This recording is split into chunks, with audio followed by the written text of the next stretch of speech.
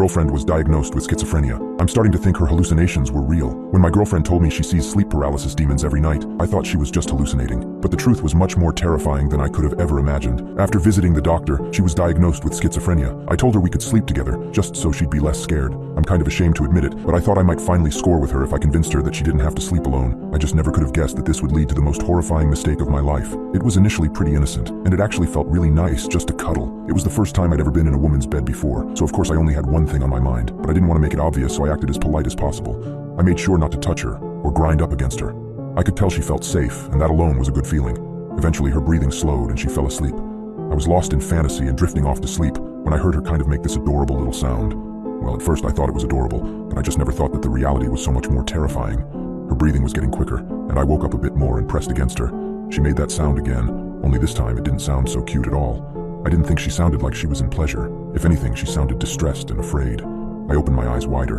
I couldn't really see well in the dark, but I was worried. I wanted to make sure. She then started whimpering. It sounded like she was panicking, and I realized she must be having a sleep paralysis episode. And I felt terrible because I had hoped that my being there would have helped her feel safe. Honestly, and I know this sounds stupid, but I felt disappointed in myself for letting it happen. I pulled her close and whispered, "It's okay, sweetie, it's okay." I tried to comfort her by stroking my hand through her hair and rocking her side to side. But her breathing only got quicker, and her whimpers started to sound more horrifying. She sounded like she wanted to scream but couldn't.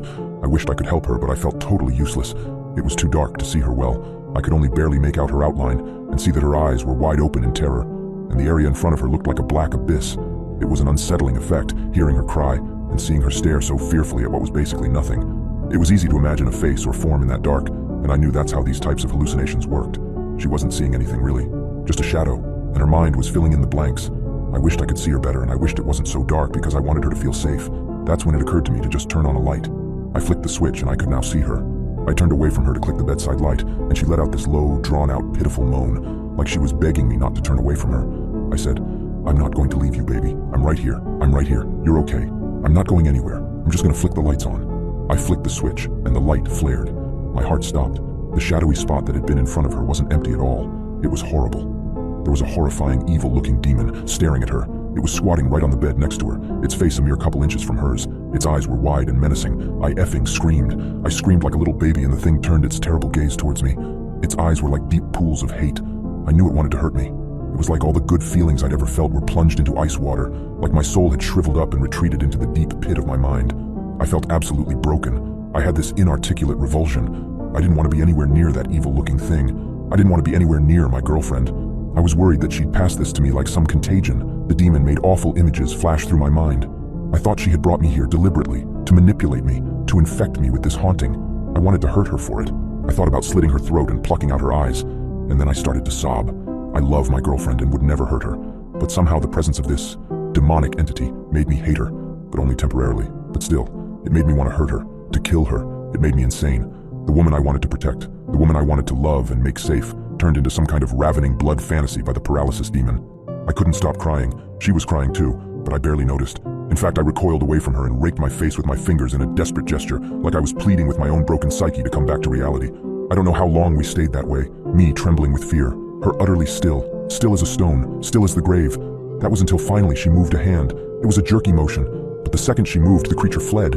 She turned towards me and wrapped her arms around me and sobbed desperately into my neck. She kept saying, "Thank God you were here." She said her demon was there, that she knew it was going to hurt her, but that my being there had stopped it. Then she sniffled and smiled and said, "But you were right. That has to be a hallucination." I couldn't speak. I didn't have the heart to tell her it was real, or at least that if it was a hallucination, I'd somehow seen it too. She said, "You have to sleep with me tomorrow too. I know my sleep demon will probably eventually leave me alone if you are here beside me." She kissed me on the lips, but I was too shaken to kiss her back. She said it felt like my being there stopped the creature from hurting her, that tonight it had seemed more real than ever, more dangerous than ever. She said she had had an overwhelming fear that the creature would slit her throat and pluck out her eyes, and she knew a hallucination couldn't do that, but somehow she also really felt like my being there saved her life. But that image was still burned into my mind, the homage of me hurting her, in the exact same way she had thought the demon would. She wants me to sleep with her as often as possible, but how can I? She says I'll help her feel safe, and maybe she's right. Maybe my being there did stop the demon, but how can I sleep with her again? I don't think I can bear to see her sleep paralysis demon once more. I may go insane. I don't know if I can resist it. If it tries to tell me to hurt her, to kill her, do I protect her from myself? Do I abandon her to face this night terror all on her own, or do I try to help? I don't know what to do, and I'm terrified.